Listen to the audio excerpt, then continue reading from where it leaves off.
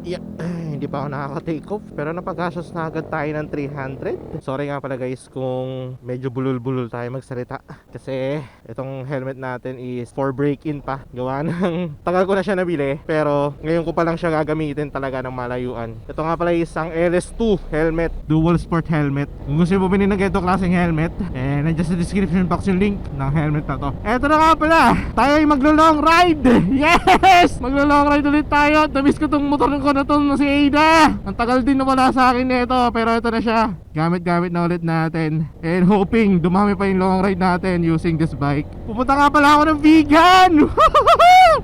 Punta ako vegan kasi magmumubon ako. De, matagal na talaga namin plano ni Jason na mag long ride. And parang gagawin na naming tradisyon na every February maglo long ride kami. Ang destination namin ngayon is vegan. Pero after namin sa vegan, mag-stay lang doon ng isang gabi. Kinabukasan, babiyahe naman kami na Sagada, going to highest point hanggang makarating ng Baguio. Yan ang target namin. Then from Baguio, stay muna doon ng ilang araw, ng isang araw, ganyan. Tapos uwi na rin kami pabalik dito sa Cavite. Parang kakunin namin na 4 days etong biyahe na to. Eto, pupuntahan ko na si Jason. Kikita na kami.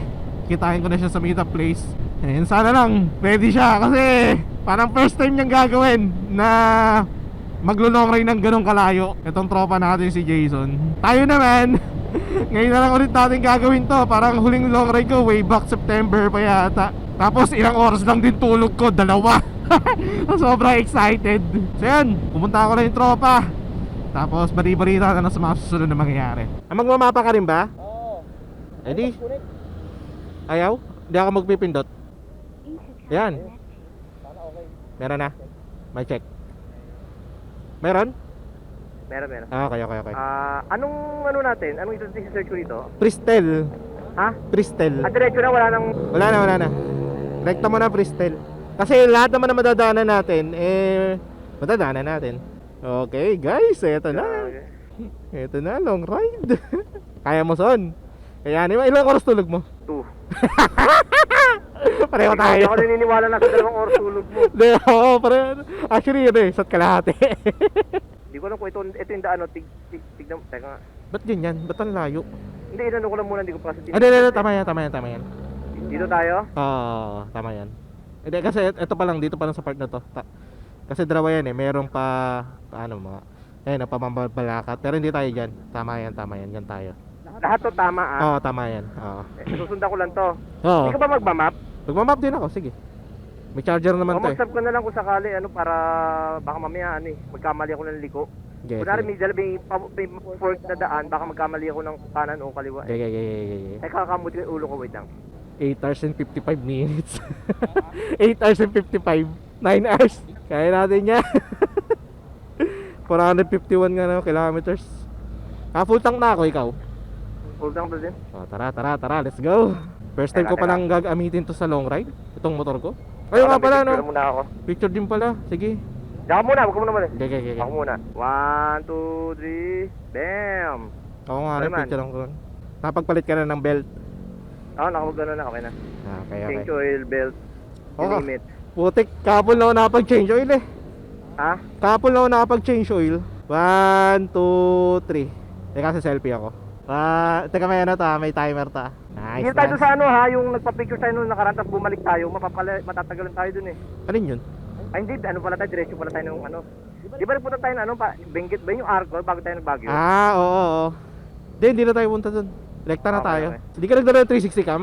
Hiramin ko nga sana Hindi, ang hirap dito. Isa ka kasi ang payat nito, dumudula. Oo. Ako naman, hiramin ko sana kaso sabi ko wala rin pala akong SD card. Bakit ang SD card mo? Ayaw ibalik sa akin, Brad. Ayaw talaga. Oo. Dito, wala na talaga. Wala na, siguro may tinatago yun. Kaya ganun. O yeah, muna para Kaya nga, hayaan ko na nga. at least makaalis ka na sa Pero pag nahuhulog yung cover ng bag ko, pakisabi mo sa akin. Sige. Ayos yun ah. Ano yun ah, green ah. Naman. Kitang-kita talaga yan. Palatandaan ko. Yung green na bag. Aray, Conspire, di na kita unahan, promise. Wow. Tsaka kako, maganda pakiramdam ko. Wala akong nararamdaman na something. Hindi mo kailangan ng pangit pakiramdam. Ayos to. Hindi na ako nakatulog, putik sa kalaate. So yun guys, eto na, pa-take off na kami. Mahaba pa mong biyahe to, kaya bali-balita na lang sa mga susunod na mangyayari. Let's go! Sana wala mangyari. Yun nga. Siyempre, ewan ko, hindi ka naman religious pero wala, kasama natin ng Diyos. Let's go! 82 kilometers later. So guys, quick update. Nandito na kami pala sa Tarlac. Time check natin is +3 na ng madaling araw. Nag-take off kami sa Bacoor or sa Cavite ng alas 12. And then eto, dito na kami sa Tarlac ng alas 3. So 3 hours din ang biyahe, no? So quick ano muna kami, quick chow. Ito may inom muna ako ng kape kasi medyo inaantok na. Si Jason naman, ayun nga, nagaya rin siya na kumain muna kasi nanghihina daw siya. So ayan, ito lang muna yung quick stock natin. Isang coffee or coffee ko, tapos isang donut na chocolate kasi kailangan ko ng sugar Yan, siguro mga 15 minutes lang, kain lang kami. Tapos biyahe na rin kami papuntang Vegan.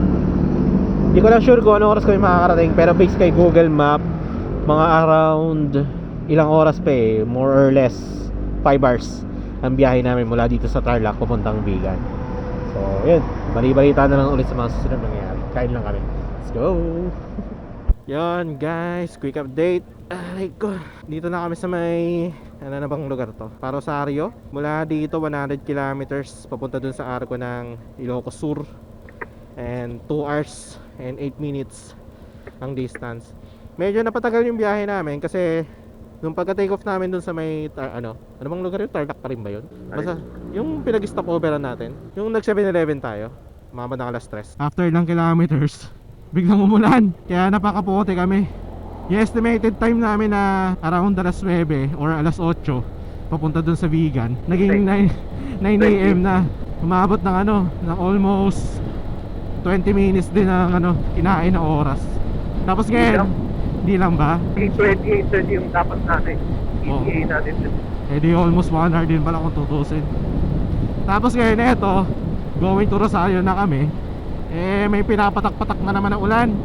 And sana hindi na siya mag-manifest into malakas na ulan unlike kanina na talagang nakasira ng namin, ng biyahe namin, ng vibe namin. Kasi kahit sino naman ayaw mag-ride ng ganyan, nag-uulan tapos ganito pa, madaling araw, madilim, ang hirap bumiyahe kumbaga. Anyway, kaya sana magtuloy-tuloy na yung ganitong weather na wala na yung ulan. At the same time, sana makarating kami dun sa destination namin ng safe. So yun, bali-balita na lang ulit sa mga susunod na mangyari. Let's go! So yun guys, dito na kami sa may Aringay. And si Jason magpapatanggal muna ng antok kasi natake na siya ng antok, whereas ako I'm dying. mamatay na daw siya. Whereas ako may part pa rin na inaantok. Nakuha naman sa sa mga lubak. Grabing lubak yan. Mula dito, mga sa kalahating oras pa ang babiyahin namin. O actually, 1 hour and 10 minutes na lang papunta dun sa Arco. And then sa pinaka-destination namin is mga 2 hours pa. Medyo malayo-layo pa, papuntang Vegan. So possible, abutin na kami ng liwanag. Okay lang naman. Kasi expected time din namin is around alas 12. Mga ganun, tanghali. Delikado rin kasi kapag nagtuloy-tuloy kami ng biyahe tas inaantok. And hoping magtuloy-tuloy yung ganitong weather na walang ulan. Kasi napapansin ko may mga makakapal na ulap. Yan nga, papahinga lang kami sandali. Tapos maya back na rin. Update na lang. Eto na, nakapagpahinga na kami. Going to Arco ng Ilocos Sur. Picture lang doon. Then biyahe na rin papuntang Vegan. Mga 3 hours pa ang biyahe namin. Haba 160 kilometers. Tapos may mga makakasabay na rin kami ng mga sasakyan. Kaya mukhang matatagalan na yung biyahe namin. Pero okay lang, importante safe makarating. Tsaka yun, ma-enjoy yung biyahe. Yun nga. Sana ma-enjoy yan Sana ma-enjoy. Yun nga, isang oras din ang biyahe papunta sa Arco ng Ilocos Sur. Then from Ilocos Sur na Arco, almost 2 hours din papuntang Vegan. Since maliwanag na, pwede na ulit tayo magpatuloy sa pagbablog. Kaso mahaba pa to. Teka lang, naalala ko lang pala mga brad etong si Ada, long ride ko na rin pala siya, Baguio. Pero hanggang dun lang, pinakamalayo talaga na ito wala pa, siguro ito pa lang, etong Vegan, tapos Sagada. Yan yung magiging pinakamalayong biyahe ni Ida. Pero hoping mga susunod na araw mga susunod na ride, ibiyahe pa natin siya na malayo pa. Ang pala ko nga sana makapag North Loop, pero tignan na lang natin kung kakayanin pa ng budget. Bahala na. Yan, bakbakin na namin to hanggang makarating sa Welcome to Ilocos Sur Arc. Huling punta ko doon 2022 pa. Almost Welcome to heaven. Welcome to heaven. Almost ano na rin, magpo 4 years na rin kung tutusin. Let's go! 1 hour later. So guys, may side trip nga pala kami, no? Eto, may nakita ko dito yung Watchtower something. Pero nandito na kami sa bayan ng Balaloan. Pasensya na kung mali-mali yung pronunciation ko, ha? Pero pagkakabasa ko kasi Balaloan. Yung Watchtower na kilala dito sa may La Union, well, yun, pupuntahan lang namin, picture lang dun sandali. Tapos rerekta na kami papunta dun sa sa arko ng Ilocos Sur. Ayun, Baluarte Watchtower pala. Doon pala yung pupuntahan namin, Baluarte Watchtower. Nakikita ko na. May environmental. Saan daw? 20 pesos lang naman. Asan ang tower? Yan, yung mismo maliit na yan. Supbot? Support. Ano yan? Pwede tayong picture dyan. Bili ka souvenir. Hindi, ano ba na dyan? tayo? Pwede na dito. Ay, ganda ng beach soon, no? Kusog ako. Ang dami yung mga bata rito ko. Gago. Sabi sa'yo, ginagawa mo. Sabi sa'yo, musog Hindi ka. nasadya ko yan. Bawal daw. Malalim dito, bitch. Na-content tuloy kita. Yan nga, tulungan mo ako. Ay, hindi mo to kakayanin. Ako nang tutulak, ikaw maneho. Okay. Halika rito. Teka nga, gusto ko i-try eh. Yeah. Kaya mga, malalim eh. Hindi, kaya ko Hindi itulak. kaya. Kaya ko itulak yan. Hindi, kaya ko to, tignan mo. Kaya mo. Gusto kong mag-isa ako makalis dito. Ay, may mga souvenir dito. Bibili nga ako ng kwintas. So ayan, dito na kami sa Baluarte. Ganda ng tubig, oh. Grabe, oh. Ayun, oh. Tubig ba talaga yung maganda? Oo, yung tubig, bison. Hindi yung sika lang. Oh, ang takas ng ano, no. Grabe. Yung babae. Di yun. Ano ba nakalagay dito sa Baluarte na to? Wait lang. Ang bantayan ng La Union. Pambansang yaman ng ano? Ano mayroon sa loob? Angas. Sheesh. Angas, oh. Ang lakas ng alon. Ano, layo nun, oh.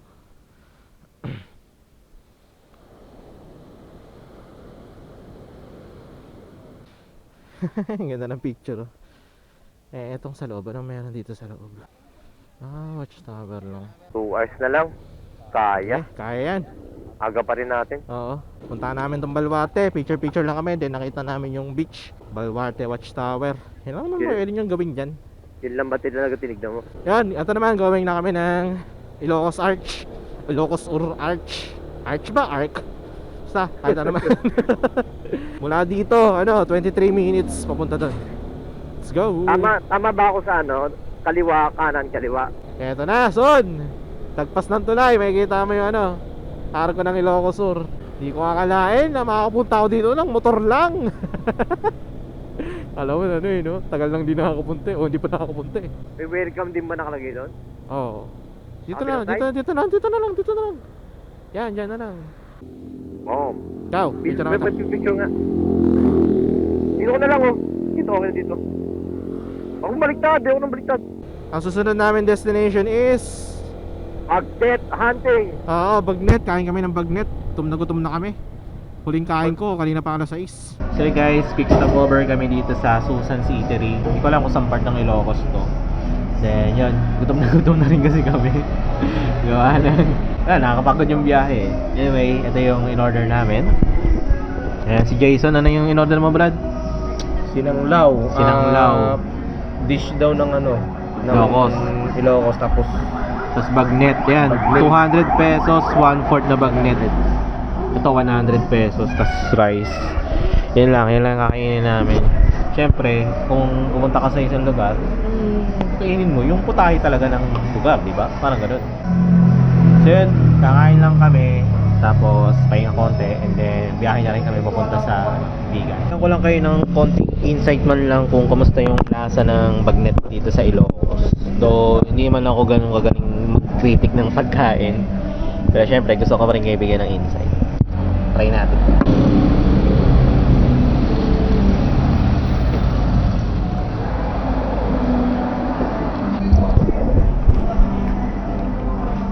Malasa. Sarap. Parang ano, hindi siya yung common na nakakain sa ano. Iba yung lasa, may ano, may alat, may something na ewan. Though hindi man ako ganun kagaling mag-critic ng pagkain, pero the best talaga kung pupunta kayo sa mga lugar na ito-try nyo yung mga putahe talaga nila or yung specialty nila. So yun, kain lang kami. 10 seconds later. So yun guys, ito, kakatapos lang namin kumain. Solid dito sa Susan's Eatery. 3 hours pa ang biyahe papunta dun sa Ilocos Norte. Ilocos Norte, welcome Art. Time check natin, 9:45. So possible tayo makarating dun ng ano, ng around alas 12 rin kumbaga. So far, nakakaramdam na ako ng pagod. Kasi kung tutusin, kanina pa kami bumabiyahe ng alas 12 ng madaling araw. So magta 12 hours na rin kami kung bumabiyahe. Pero okay lang yan, total relax din naman tong si Ada. Okay din naman yung suspension, sadyang may mga daanan lang kami matagtag. Eh dyan, hindi ko naman din siguro ibablog yung mga biyahe namin. Kusang diretso lang naman to eh. Siguro bigyan ko na lang kayo ng update kung sakali man na may mangyayari sa biyahe namin. Stopover kami, kanyang-kanya. Kaya yun, bali-balita na lang, okay? Eto na, vegan na tayo. Ayun o. Ayun o, nasa kaliwa natin. Pag dinaretso natin, Calle Crasolico na tayo. Brad, ilang segundo lang kailangan ko please. 1, 2, 3. Eto na, papunta na kami sa Transient dito sa Vegan City. Mamaya, tatambay-tambay kami sa Calle Crasolico. Hanap kami ng pwede namin mag-iwan lang kami ng mga gamit dun sa Transient. Tapos, punta naman kami ng arko ng Ilocos Norte.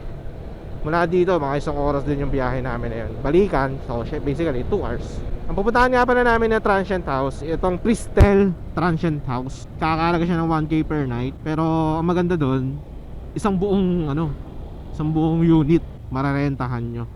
Mamaya pakita ko sa inyo kung itsura ng Transient House na pupuntahan namin. Yo guys, nandito na nga pala kami sa Transient House. Ito yung Pristel Transient House dito sa Vegan City. And ito yung room na nakuha namin. Ayan. Merong bathroom. Tapos may table dito. May electric fan.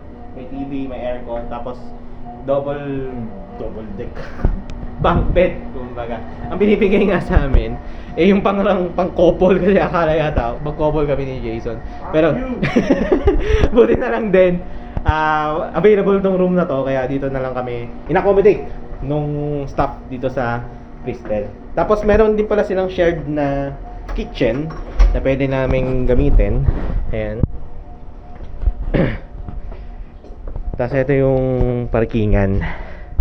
Ayan, papahinga lang kami sandali. Tapos pupunta naman kami dun sa arko ng Ilocos Sur. Ilocos Norte.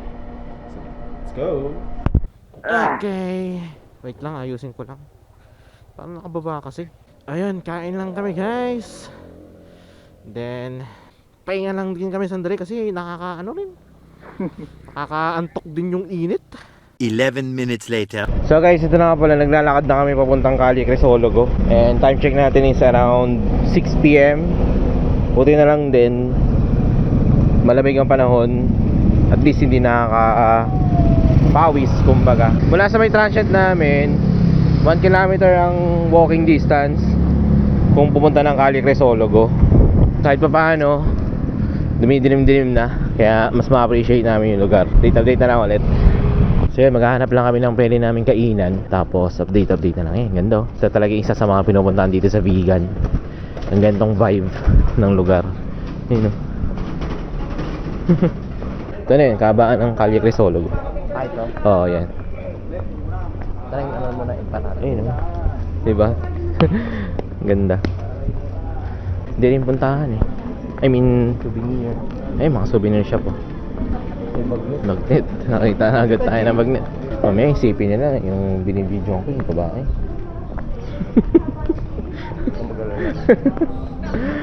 Hindi man yun guys. Hindi man yun na binibidyo ko. Binibidyo ko yung lugar. So yun, nandito kami sa anong lugar nga to? Nakalimutan ko yung pangalan. Dito kami sa Nanang Sean Vegan Empanada. Ito yung lugar. Dito kami sa second floor. Ayan.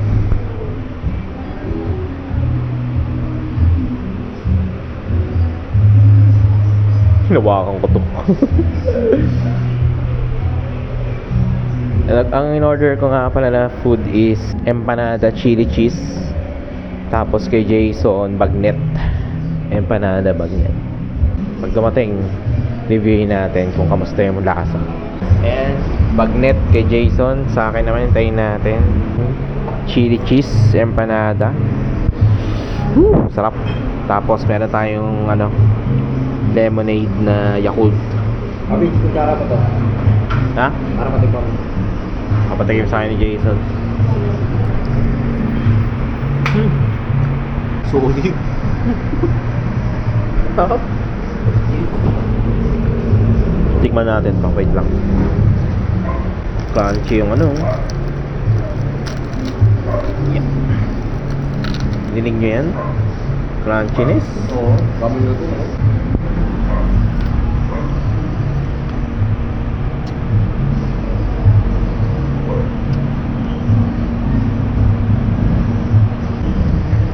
Like I said, yung food critic.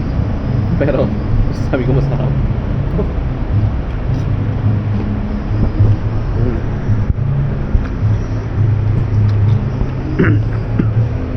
Okay na lang, piliin natin ito. Oo. May gulay siya sa loob.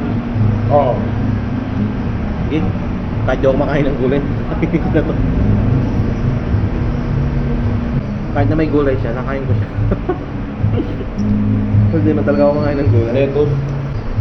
Gulay yan, no? Kinakain ko, no? Busin ko lang to, nako. Meron lang bibidyo para mag-focus ko kainin to. Sarap eh. Yun, naubos na namin. Grabe, walang tapon. Ang sarap sobra. Ibang klase yung kahit yung gulay nakakain ko. Eh, hindi naman talaga ako kumakain ng gulay. And ang napansin ko ba dun sa empanada na order ko, meron siyang cheese sa loob. Tapos yung cheese malasa, kaya kahit yung gulay nakain ko. Solid. Recommended ko to Nanang Sean Vegan Empanada. Dito yan sa may Calle Crisologo. And maglalakad-lakad pa kami. Tapos bahala na ako saan kami mapunta. So eto na nga pala guys, pabalik na kami ng transient na tinutuloyan namin. Yun, nagano lang kami sa Calle Crisologo. May binili lang kami na si Jason pala, may binili na souvenirs, t-shirt, ganyan. Tapos nagpicture lang konti. Then eto, lalakad na kami pabalik. Bukas, biyahe naman kami papuntang Sagada mula dito sa Vegan. Then from Sagada, punta naman kami ng second highest point or new highest point sa Baguio. So far, enjoy naman tong biyahe kasi unang-una, safe kaming nakarating sa destination namin. May mga near misses. Pero wala ganun talaga kasama sa biyahe yan. But thankfully, syempre maraming salamat din sa Diyos na safe kaming nakarating. Pangalawa, yun, solid din ang mga na-experience namin. Like, yung kinain namin na bagnet, kinain namin na vegan empanada, ganyan. Napakasarap, grabe. Recommended ko yung kinainan namin na yun na Susan's Eatery, tsaka Nanang Sean Vegan Empanada dito sa Vegan City. So yun, pahinga na lang kami. Tapos bukas naman puro bundok tsaka kurbadahan ang madadaanan natin. Kaya dito ko na natapusin ang vlog. Maraming salamat sa pag-note, sa pag-like, sa pag-share. Maraming salamat sa pag-comment. You all know the drill. Ride safe. Peace out. Solid.